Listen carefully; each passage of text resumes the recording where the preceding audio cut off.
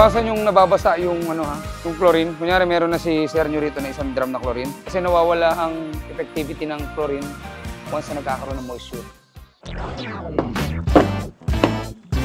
So, ang gagawin mo, pre, para magbabacuum ka, ilulubog mo muna to. Ngayon, ito, yan, kailangan diretso yan. Ilulubog mo ngayon ng dahan to. Bakit? Kailangan magkaroon ng tubig yung linya. Ngayon, pag may lumabas na tubig na gano'n, ibig sabihin may pondo na. Kasi pag ito, sinaksak mo ng diretso, hangin ang makukuha ng vacuum. Dahan-dahan lang.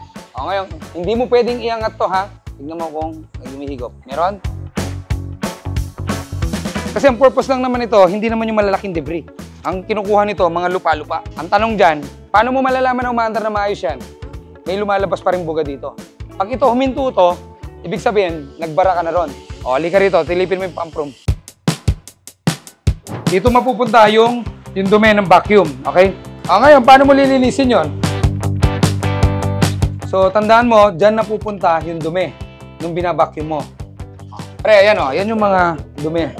Ayan o, may mga bato-bato pa. Ngayon, ang gagawin natin ngayon, magbabackwash. Backwash, ibig sabihin nun, babanlawan natin yung media sa loob. Ngayon, punta ka doon, dalhin mo sa backwash. So, tandaan mo, pag ito pinapaikot, counterclockwise. Ikot, backwash. Alright. Okay, make sure na pag pinaandar mo to, sarado ha, patay yung motor ha. Paano malaman na malinis na? Ito, sir, tignan mo to. Sige, saranda.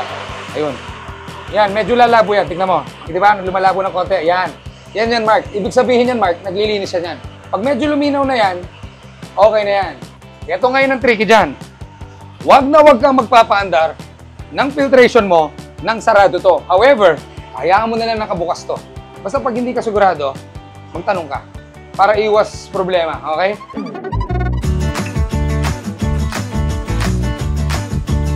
Ayan o. Very spacious. Alam mo, ganda yung mga color na gusto ko eh. Classing tignan. Ayan o. Clean looking. Tsaka, social tignan ha. Yung color combination kasi yun talaga ang nagpapaganda sa bahay. May door siya rito. So, may access din siya palabas. Akit tayo sa taas.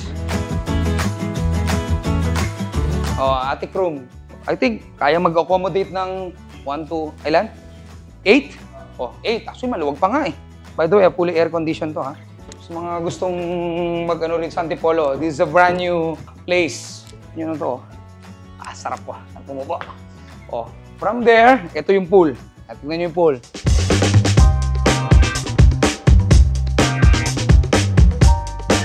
Paglabas mo lang ng property, ito na agad yung pool.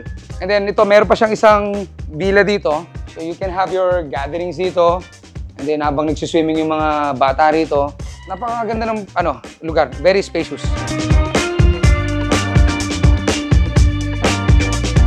Punta tayo ngayon sa second floor. May 2 room dito. Kasi naalala ko ito nung ginagawa. So again, pare-pares sila ng yung motif. Yan, yung color, the color combination, yun yung mga pusong color combination. Then ito yung room nila. Pwedeng 4 na tao dito. Actually, maluwag. Then from here, meron kang view ng swimming pool.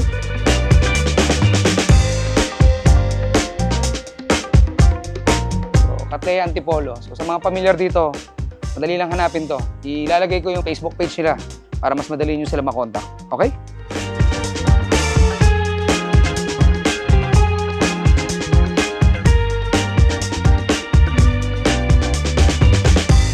So ayan, it's fully turnover na. Naituro natin kay Kuya lahat ng mga kailangan niyang gawin. Maintenance and chemicals, pati operation ng pump room, naituro na natin lahat. Inintay na lang natin na matapos din tong mga nililinis na rito para at least mag-generate na ng income. Okay? So sa mga gustong magpagawa, sa mga gustong ng ganito, alam niyo na kung sino hanapin. Ito ulit si Tito Sai, ang tito niyo na hindi kapatid na nanay niyo. Ano kuya, naintindihan mo ba lahat ng tinuro? Gusto mong batiin yung mga kamag-anak mo sa Masbate?